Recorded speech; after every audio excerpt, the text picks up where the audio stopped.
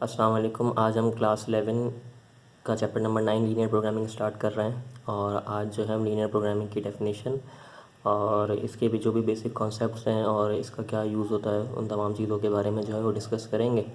सबसे पहले डेफिनेशन देख लेते हैं कि लीनियर प्रोग्रामिंग की डेफिनेशन क्या होती है, और उसके बाद फिर मैं आपको एग्जांपल्स वगैरह की मदद से अच्छे से एक्सप्लेन भी करूँगा कि लीनियर प्रोग्रामिंग जो है बेसिकली है क्या। डेफिनेशन आपके सामने मौजूद है। लीनियर प्रोग्रामिंग, जिसको एलपी भी हम शॉर्ट में लिखते हैं, is a mathematical method through which we find the best outcome of any given problem. Basically linear programming जो है एक मैथ का एक इस तरह का मेथड है, एक ऐसा मेथड है जिसकी मदद से हम जो है किसी भी दी गई प्रॉब्लम का बेस्ट जो भी सोल्यूशन, बेस्ट जो भी आउटकम है वो फाइंड करते हैं। ठीक है, अब प्रॉब्लम्स किस तरह की होती हैं कि जिनका जो है सोल्यूशन हम लीनियर प्रोग्रामिंग को यूज़ करते हुए फाइंड करते हैं। तो उसके लिए कुछ एग्जांपल्स देखते हैं। डेली लाइफ में हमें काफ़ी सारी इस तरह की सिचुएशन को हैंडल करना होता है जो हमारे पास कहलाती हैं टारगेट बेस्ड सिचुएशन या टारगेट बेस्ड प्रॉब्लम्स। मैंने 3 सिचुएशंस आपके सामने लिखी हैं। लाइक फर्स्ट, आपके पास सिचुएशन यहाँ लिखी हुई है, a student have to complete project in 15 days. एक सिचुएशन है कि एक स्टूडेंट है जिसको अपना कोई भी एक प्रोजेक्ट है, स्कूल का कोई भी असाइनमेंट है, उसे 15 डेज़ में जो है कंप्लीट करना है। एक और सिचुएशन आपके सामने मौजूद है टारगेट बेस्ड सिचुएशन के। एक सेल पर्सन है जिसने अपनी जो है सेल्स का टारगेट जो है अचीव करना है एक मंथ के अंदर। मतलब जो भी वो चीज़ सेल करता है उसको उसने कम्प्लीटली सेल करना है इन अ मंथ, एक मंथ के अंदर। इस तरीके से आपके सामने थर्ड जो है एक सिचुएशन लिखी हुई है, person has to buy a phone within 25,000 rupees के। एक किसी भी पर्सन ने एक फ़ोन जो है बाय करना है कितने रुपए के अंदर, मतलब 25,000 रुपीज़ के अंदर अंदर जो है उसने एक फ़ोन जो है बाय करना है। अब इस तरह की जो सिचुएशंस हैं आपके पास, ये कहलाती हैं टारगेट बेस्ड सिचुएशंस। अब जो टारगेट बेस्ड सिचुएशंस होती हैं उनका कोई ना कोई ऑब्जेक्टिव, कोई ना कोई मतलब मकसद होता है। लाइक आपके सामने जो है फर्स्ट सिचुएशन लिखी हुई है, a student have to complete project in 15 days. कि स्टूडेंट ने जो है वो प्रोजेक्ट कंप्लीट करना है 15 डेज़ में। अब यहाँ जो उसका ऑब्जेक्टिव है, उस स्टूडेंट का जो ऑब्जेक्टिव है, जो उसका मकसद है, वो क्या है?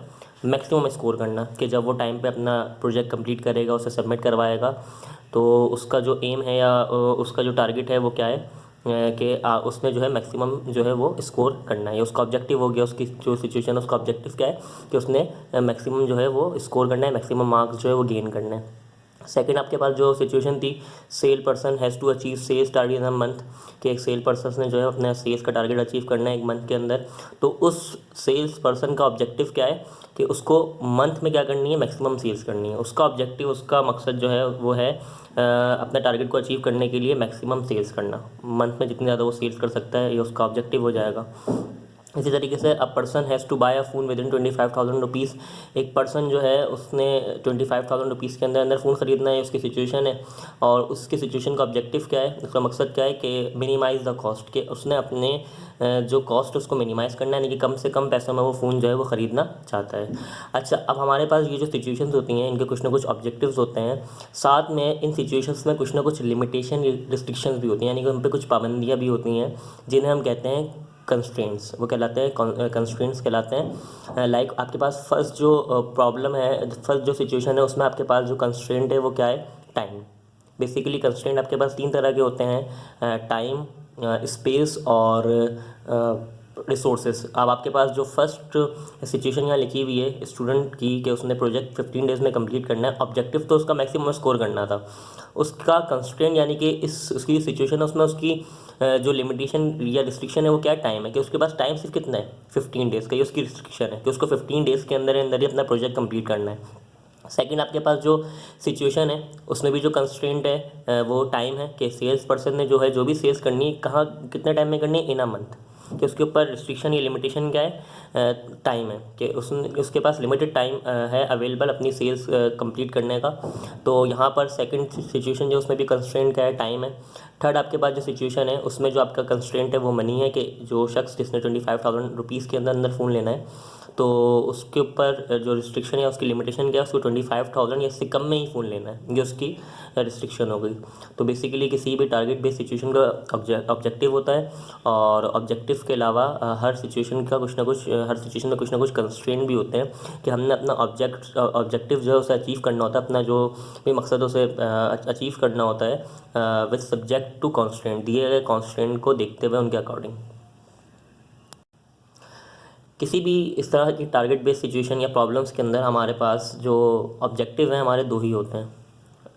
मैक्सिमाइज़ द बेनिफिट प्रॉफिट्स, किसी भी सिचुएशन के अंदर या तो कोई शख्स को क्या करना होता है, अपने बेनिफिट या प्रॉफिट्स को क्या करना होता है, मैक्सिमाइज़ करना होता है, या तो किसी भी सिचुएशन के अंदर किसी भी शख्स को या जो भी उसकी प्रॉब्लम होती है, जो भी उसकी सिचुएशन होती है, उसको अपने जो कॉस्ट या यूज़ ऑफ रिसोर्सेज हैं, जो भी इसके पास रिसोर्सेज हैं, उन्हें क्या करना होता है, मिनिमाइज़ करना होता है। तो बेसिकली जितनी भी हमारे पास टारगेट बेस्ड सिचुएशन होती हैं उनके दो ही ऑब्जेक्टिव होते हैं, या तो अपने बेनिफिट्स और प्रॉफिट्स को मैक्सिमाइज़ करना, या तो अपनी कॉस्ट, अपने पैसों को, किसी चीज़ पर लगने वाली कॉस्ट को, या जो भी किसी चीज़ की जैसे आपके पास अब यूजेज है आपको किसी भी काम को करने के लिए, तो अपनी रिसोर्सेज को कम से कम जो है वो यूज़ में लाना। तो यही आपके पास दो टारगेट होते हैं, दो ऑब्जेक्टिव होते हैं किसी भी इस तरह की प्रॉब्लम या सिचुएशन के। तो इस तरह की जो हमारे पास प्रॉब्लम्स होती हैं वो हमारे पास मैथमेटिक्स में इस तरह की प्रॉब्लम्स जो कहलाती हैं वो कहलाती हैं ऑप्टिमाइजेशन प्रॉब्लम्स। इस तरह की प्रॉब्लम्स हमारे पास क्या कहलाती हैं, ऑप्टिमाइजेशन प्रॉब्लम्स कहलाती हैं, जो टारगेट बेस्ड सिचुएशन इनका कुछ ना कुछ ऑब्जेक्टिव होता है और उनमें कुछ ना कुछ कंस्ट्रेंट होते हैं, कुछ लिमिटेशंस होती हैं। तो इस तरह की प्रॉब्लम्स हमारे पास कहलाती हैं ऑप्टिमाइजेशन प्रॉब्लम्स। और इस तरह की प्रॉब्लम्स का हमें बेस्ट पॉसिबल सोल्यूशन मालूम करना होता है, जो कि हमारे पास कहलाता है ऑप्टिमल सोल्यूशन। यानी कि इस तरह की जो ऑप्टिमाइजेशन प्रॉब्लम्स होती हैं उनका जो भी हम सोल्यूशन फाइंड करते हैं वो आपके पास कहलाता है उनका ऑप्टिमल सोल्यूशंस।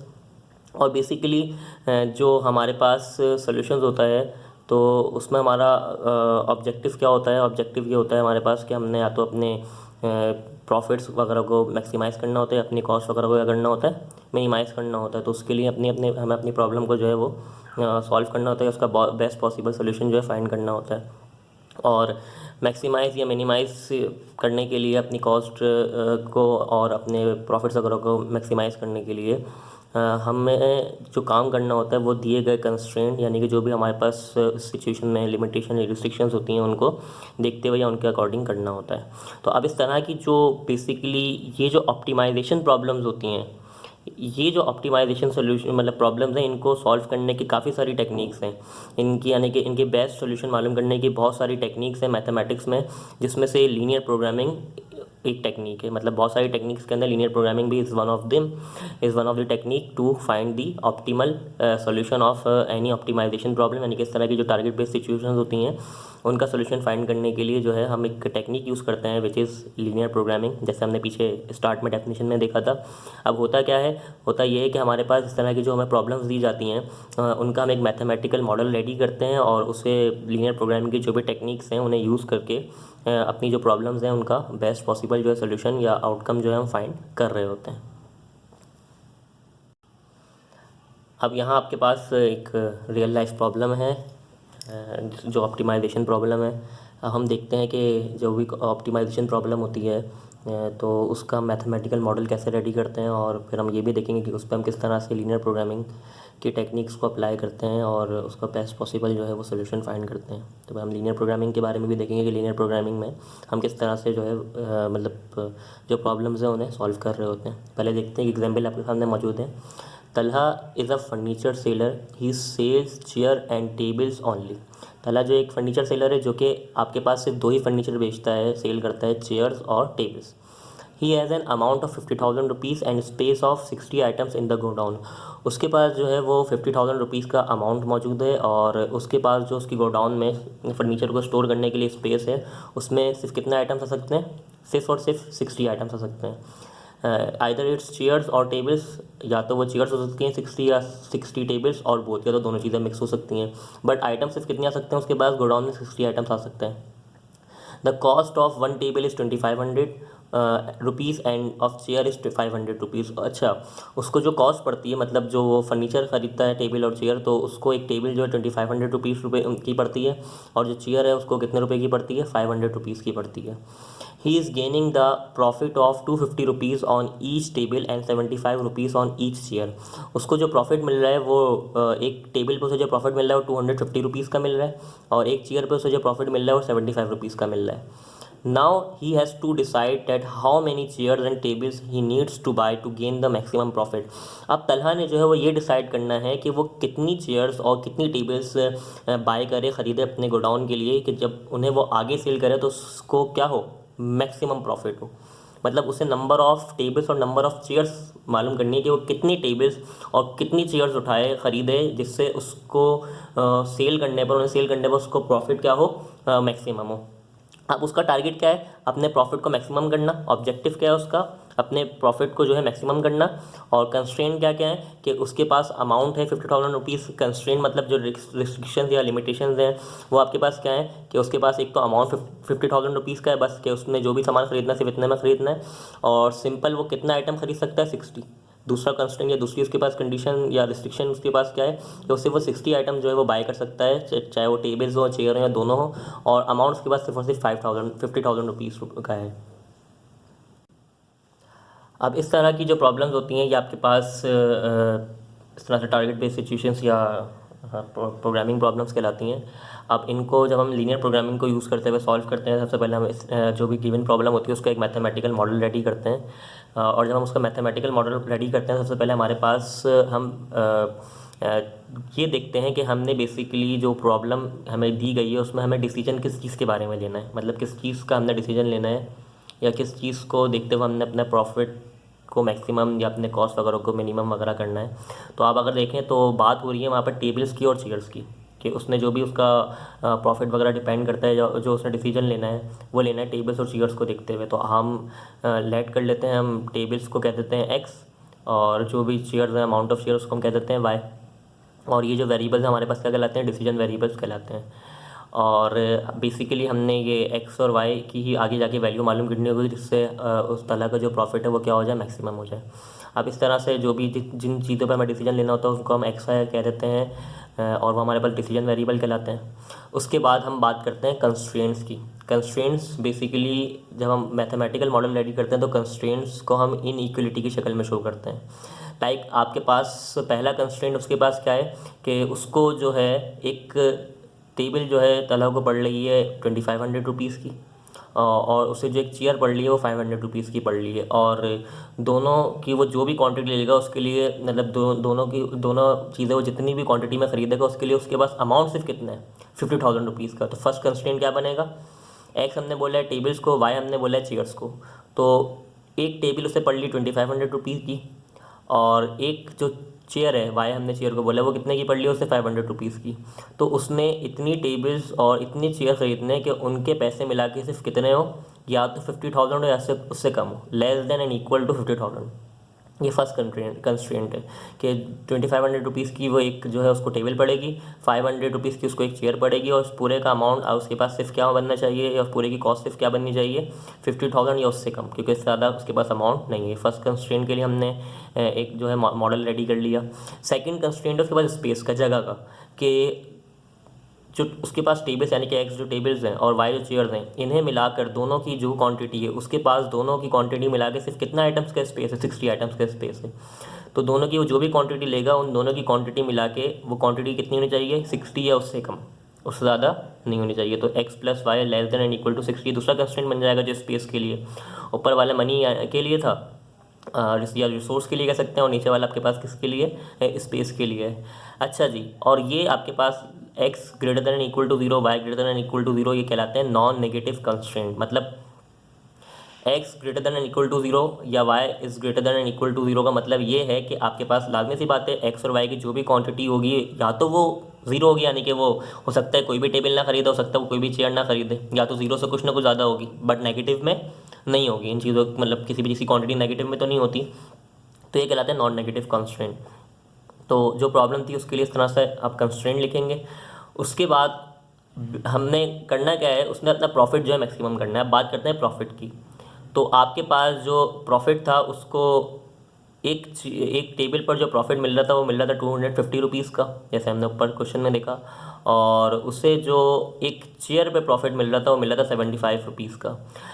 75 रुपीज़ का प्रॉफिट चेयर पर, 250 रुपीज़ का प्रॉफिट टेबल पर। अब उसने इस पूरे प्रॉफिट को क्या कर हमने इस पूरे प्रॉफिट को मतलब जो भी उसके बाद जो भी अमाउंट टेबल का होगा, जो भी अमाउंट उसके पास चेयर का होगा, उस पूरे प्रॉफिट को हमने कह दिया Z।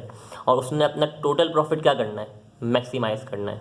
और ये जो हमने एक फ़ंक्शन लिखा, ये फ़ंक्शन आपके पास कहलाता है ऑब्जेक्टिव फ़ंक्शन। मतलब वो फंक्शन या वो पूरी वैल्यू जिससे हमने मैक्सिमाइज़ करना है उसे हम क्या कहते हैं, ऑब्जेक्टिव फ़ंक्शन। तो ऑब्जेक्ट उसका क्या है, जो चेयर और टेबल से प्रॉफिट मिल रहा है उन दोनों का प्रॉफिट मिला के उसको मैक्सिमम प्रॉफिट होना चाहिए, जितना वो मैक्सिमम अपना प्रॉफिट कर सकता है उसे मिलना चाहिए। तो उसके लिए उसको डिसीजन लेना था कि भाई एक्स यानी कि टेबल्स की क्वांटिटीज़ कितनी हो और वाई चेयर्स की क्वांटिटीज़ कितनी हो। तो ये फंक्शन आपके पास ऑब्जेक्टिव फंक्शन कहलाएगा, जिसमें ये 250x का मतलब ये है कि ये प्रॉफिट है उसको टेबल में मिलने वाला, कि एक टेबल पर उसे 250 रुपीज़ का प्रॉफिट मिल रहा है। वाई है चेयर, और 75 वाई का मतलब ये है कि उसको एक चेयर पर 75 रुपीज़ का प्रॉफिट मिल रहा है। और टोटल प्रॉफिट को हमने Z कर दिया, कह दिया। और उसको अपने इस जो पूरा एक फंक्शन लिखा हुआ है, इस पूरे फंक्शन की वैल्यू क्या करनी है, मैक्सिमाइज़ करनी है, यानी कि उसको अपना हासिल होने वाला प्रॉफिट क्या करना है, मैक्सिमाइज़ करना है। अब इस तरह की जो प्रॉब्लम है ये आपके पास हम सॉल्व करते हैं लीनियर प्रोग्रामिंग की टेक्निक से। सबसे पहले हम उसके लिए इस तरह का मैथमेटिकल मॉडल रेडी करते हैं। अब इस मैथमेटिकल मॉडल को रेडी करने के बाद हमने वैल्यूज़ किसके लिए मालूम करनी है, एक्स और वाई की। हमने एक्स और वाई की ऐसी वैल्यूज़ मालूम करनी है जिससे हमारा जो प्रॉफिट है वो क्या हो, मैक्सिमाइज हो, मतलब ज़्यादा से ज़्यादा हो। तो एक्स और वाई की ऐसी मतलब वैल्यूज़ जिससे हमारा जो है वो प्रॉफिट बिल्कुल मैक्सिमाइज़ की तरफ जाएगा, वो एक्स और वाई की वैल्यूज़ हमारे पास हमारा ऑप्टिमल सोल्यूशन कहलाएगा। और उसके लिए जो हम लीनियर प्रोग्राम की जो है वो टेक्निक्स यूज़ कर रहे होते हैं। तो ये तो सिर्फ मैंने आपको एक एग्जांपल लेके बताया मैथमेटिकल मॉडल कैसे रेडी होता है। अब हम इसकी बेसिक बातें मतलब सीखेंगे आने वाली वीडियोस के अंदर, के लीनियर प्रोग्रामिंग में पहले काम करने की बेसिक जो चीज़ होती हैं कि इनइक्वलिटीज़ को हम कैसे हैंडल करते हैं, इनके सोल्यूशन हम कैसे फाइंड करते हैं, हम ये देखेंगे। हम थोड़ा सा ग्राफ्स का वर्क होगा वो देखेंगे, क्योंकि हमें जितनी भी लीनियर प्रोग्रामिंग प्रॉब्लम्स सॉल्व करनी है इस चैप्टर के अंदर, सारी सॉल्व करने के लिए एक मेथड यूज़ करना है, ग्राफिकल मेथड। तो हम देखेंगे कि ये जो इनइक्वलिटीज़ होती हैं या जो कंस्ट्रेंट होते हैं, इनका ग्राफ किस तरह बनाया जाता है, ग्राफ से इनके सोल्यूशन कैसे फाइंड किए जाते हैं। तो हम बेसिक वर्क करेंगे पहले एक्सरसाइज से। ये सिर्फ आपको बताने की एग्जांपल थी, और मैंने उस एग्जांपल से आपको एक मैथमेटिकल मॉडल रेडी करके दिखाया ताकि हम आपको बता सको कि डिसीजन वेरिएबल्स क्या होते हैं, ऑब्जेक्टिव फंक्शन क्या होता है, कंस्ट्रेंट क्या होते हैं, और बेसिकली हमने करना क्या होता है पूरी प्रॉब्लम का सोल्यूशन फाइंड करने के लिए। इंशाल्लाह नेक्स्ट वीडियो में मिलेंगे तो हम 9.1 से काम स्टार्ट करेंगे और आगे इस चैप्टर को इंशाल्लाह लेके चलेंगे।